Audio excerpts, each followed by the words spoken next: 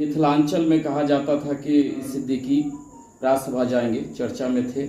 मेरा मानना है कि मिथिलांचल भर ही चर्चा में थे, लेकिन जब राज्यसभा भेजने की बात शुरू हुई तो वहाँ पे बाबा सिद्दीकी और हिना साहब का भी नाम आ रहा था। उसके बाद शरद यादव का भी नाम आया, लेकिन कहीं न कहीं इन लोगों के भी नाम को दरकिनार करके फैयाज अहमद का नाम आया। हिना साहब को नहीं लेने के कारण कहीं न कहीं राजनीति वाम की तरफ का जो राजनीति समीकरण है वो बदलने लगा। लेकिन आनंद फानन में उसके बाद फिर से राजद ने विधान परिषद का अपने 3 प्रत्याशी का नाम की घोषणा कर दिया। उसमें ये कहा जा रहा था कि मिथिलांचल में कम से कम अब्दुल बारी सिद्दीकी को लिया जा सकता है, लेकिन क्या हुआ? क्योंकि अब्दुल बारी सिद्दीकी तो यहाँ भी नहीं रहे। क्या कहेंगे आप? पार्टी की एक बहुत बड़ी भूल हुई है।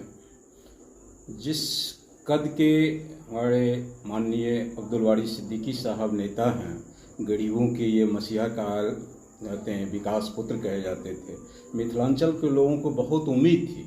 जिस विचारधारा पर लालू जी चलते आ रहे हैं, उसी विचारधारा को अब्दुल बारी सिद्दीकी ने आज तक अपने जीवन में अपनाया।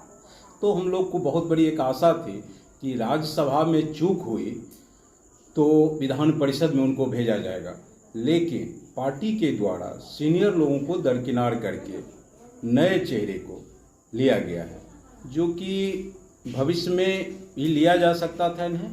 आज अब्दुल बारी सिद्दीकी साहब हो गए, श्याम रजक साहब हो गए, चाहे और सारे लोग हैं, बहुत सारे सीनियर लोगों को मौका मिलनी चाहिए थी, क्योंकि विधान परिषद में जरूरी होता है एक काबिल नेताओं की, पढ़े लिखे विद्वानों की एक पार्टी, क्योंकि ऊपरी सदन है। ऊपरी सदन में जो है ना, ये पढ़े लिखे लोगों की ज़रूरत होती है। आगे बहुत आशा थी कि अब्दुल बारी सिद्दीकी जाएंगे, लेकिन पार्टी के द्वारा एक चूक हुई है कि सीनियर लोगों को दरकिनार करके, ठीक है उनका भी मैं विरोध नहीं करता, जमीनी कार्यकर्ता को दिया गया, लेकिन सीनियर को मौका, इन्हें बाद में मौका दिया जाता अगले 2 वर्ष के बाद। फिर अभी लंबी फाड़ी तेजस्वी की खेलना है तो लंबा समय है, उसमें देते थे।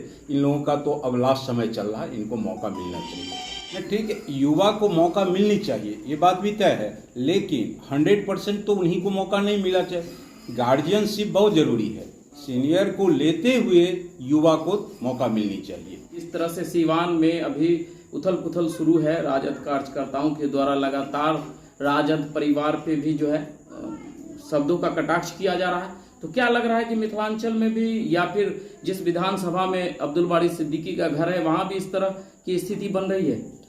देखिए, लोगों में उबाल तो है ही, कार्यकर्ताओं में आक्रोश है, लेकिन सिवान वाली नौबत नहीं हम लोग चाहते हैं कि वो नौबत आवे, क्योंकि हमारे नेता जिस विचारधारा को मानते हैं वो तोड़ फोड़ या उसमें विश्वास नहीं करते हैं। ये लालू जी की विचारधारा को मानते हैं और लालू जी के डिसीजन को वो मानेंगे, उनका वो विरोध। इसीलिए उनकी विचार को देखते हुए भी हम लोग भी तोड़ फोड़ करने की नौबत नहीं, लेकिन विरोध प्रकट करेंगे। कूटनीति तो नहीं कहा जाए, कूटनीति नहीं कहा जाए, लेकिन अब पता नहीं बड़े नेताओं की क्या इच्छा थी, किस विचारधारा को रखते हुए। देखिए, हमारे माननीय अब्दुल बारी सिद्दीकी बहुत सूझबूझ के नेता हैं और उनके मार्गदर्शन पर ही राजद परिवार काम करेंगे दरभंगा जिला में। क्या लग रहा है, अलीनगर में फिर से अब्दुल बारी सिद्दीकी आ रहे हैं?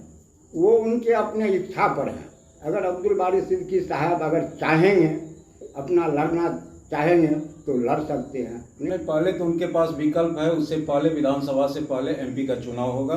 2024 में एमपी का चुनाव है, दरभंगा लोकसभा चुनाव वो लड़ेंगे पहले, और पार्टी इसी के लिए उनको बचा के रखे हैं कि दरभंगा लोकसभा वो लड़ेंगे और इस बार के चुनाव में वो जीतेंगे और